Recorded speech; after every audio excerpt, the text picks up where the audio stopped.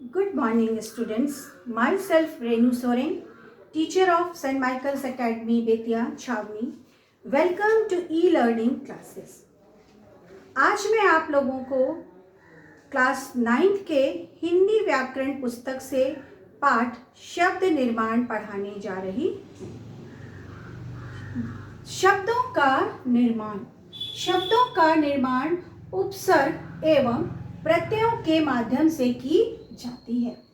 सर्वप्रथम हम देखेंगे कि उपसर्ग के माध्यम से किस प्रकार शब्द रचना की जाती है या शब्दों का निर्माण किया जाता है। उपसर्ग, उप का तात्पर्य हुआ समीप और एवं सर्ग का तात्पर्य हुआ रचना करना, सृष्टि करना या नए शब्दों का निर्माण करना। इसकी परिभाषा है वह शब्दांश जो किसी शब्द के पहले आकर उसके अर्थ में परिवर्तन ला दे या किसी शब्द के समीप आकर नया शब्द बनाना, जो शब्दांश शब्दों के पूर्व या पहले जुड़कर उनके अर्थों में कुछ विशेषता लाते हैं या नए शब्दों का निर्माण करते हैं, वे उपसर्ग कहलाते हैं। दूसरे शब्दों में बच्चों, उपसर्ग वह शब्दांश या अव्यय है जो किसी मूल शब्द के अर्थ में विशेषता ला दे या उसका अर्थ ही बदल दे, वे उपसर्ग कहलाते हैं। दिए गए उदाहरणों में हम देखेंगे कि यहाँ एक शब्द है भाव। भाव का तात्पर्य होता है इमोशंस, भावना या फीलिंग्स। लेकिन उसमें जब हम उपसर्ग लगा देते हैं तो हमारा शब्द बन जाता है अभाव। अभाव का तात्पर्य होता है कमी। जैसा कि हमने पहले देखा कि भाव का तात्पर्य था फीलिंग्स, भावना, लेकिन जब यहाँ उपसर्ग लग गया तो हमारा नया शब्द कौन सा बना बच्चों? अभाव। इसका तात्पर्य नए अर्थ में क्या हो गया? कमी। इसके अतिरिक्त हम देखेंगे कि एक शब्द है रिक्त। उसमें यदि हम प्रारंभ में शब्दांश लगा देते हैं अति, तो हमारा शब्द बन जाता है अतिरिक्त अर्थात और। इस प्रकार से हम देखेंगे कि इनका उपसर्ग की भी कुछ विशेषताएं होती। पहली विशेषता उसकी यह है कि इनका स्वतंत्र रूप से प्रयोग किया जाता है, क्योंकि ये एक शब्दांश है, शब्द नहीं है।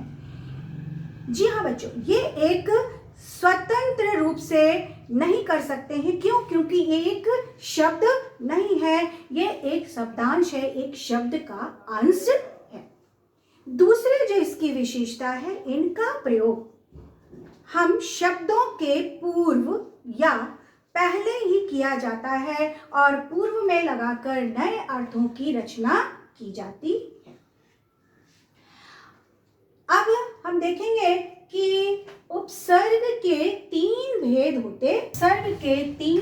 होते हैं। तत्सम, तद्भव, आगत या विदेशी।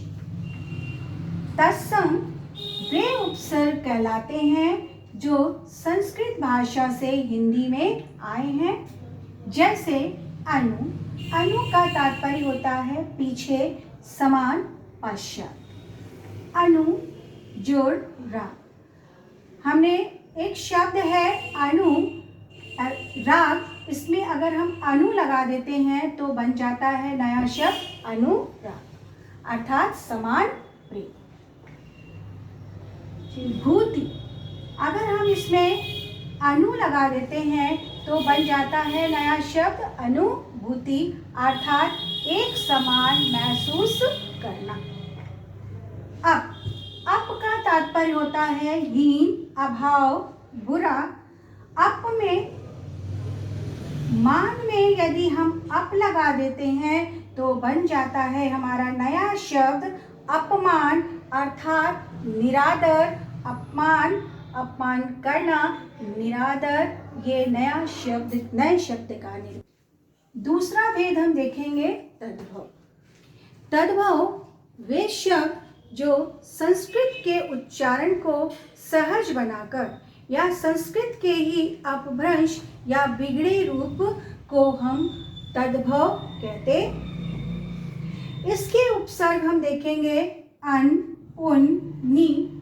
सबसे पहला हम देखेंगे अन। अन का अर्थ होता है अभाव या निषेध।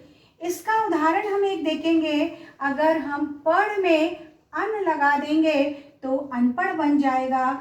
मोल में अगर हम अन लगा देंगे तो अनमोल हो जाएगा। होनी में हम अन लगा देंगे तो अनहोनी हो जाएगा। उसी प्रकार से संस्कृत का उपसर्ग है उन।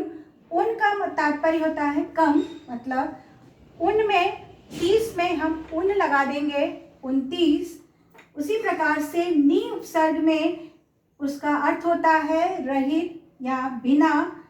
दर में हम नी लगा देंगे, बन जाएगा नया शब्द निडर, निकम्मा इत्यादि। आगत अर्थात दूसरे भाषा से आया हुआ या विदेशी भाषा से लिया हुआ आगत का अर्थ है जो शब्द विदेशी मूल के हैं या दूसरी भाषा से हिंदी भाषा में आए हों, जैसे उर्दू, फारसी। ये परस्पर संपर्क के कारण प्रचलित हो गए हों हिंदी भाषा में, उन्हें ही हम आगत या विदेशी कहते हैं। इनके उपसर्ग होंगे गैर। इसका अर्थ होता है अलग, बिना, भिन्न। यदि हम सरकारी में गैर लगा देंगे तो गैर सरकारी, कानूनी में हम गैर लगा देंगे तो गैर कानूनी। उसी प्रकार से हर उपसर्ग में जिसका अर्थ होता है प्रत्येक। इसका उदाहरण है रोज। हर रोज, वक्त में हर लगा देंगे हर वक्त, दम में हर लगा देंगे हर दम। बच्चों, ये उपसर्ग आपका समाप्त होता है। नेक्स्ट क्लास में हम प्रत्ययों के माध्यम से शब्द निर्माण की प्रक्रिया आपको समझाएंगे।